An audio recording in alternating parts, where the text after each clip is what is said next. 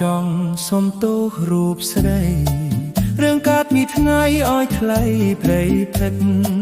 សូមអូនដាក់ពៀននៅក្តីអាណិតស្រីម្នាក់នេះជាមិត្តបងទេបងបានជួបគេដោយចៃដន្យជួនស្រស់ទួយតន់ត្រឡប់ពីផ្សារគេនោះជាមិត្តភក្តិកន្លែងធ្វើការ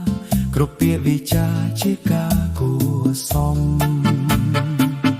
ជឿចង់មាសមេអូនស្រស់យ៉ាងនេះមានថ្មីមិនកើតទេគ្រប់ពេលវេលាទៅណាមកណាចង់បានអូនខ្វែឈប់ខឹងបងទៅ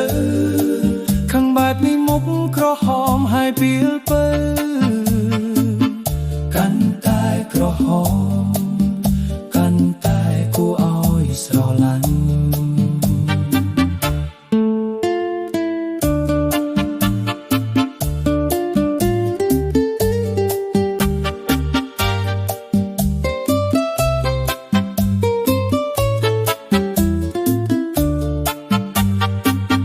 បងបានជួបគេដោយចៃដន្យ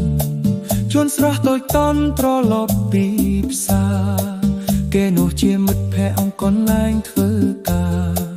គ្រប់ពាក្យវាចាជាការគួរសមជឿចូលមាសមេ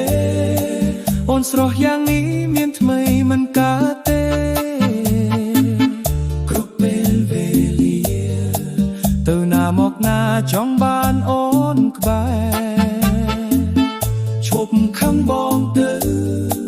ខឹងបែបនេះមុខក្រហមហើយពីលពើ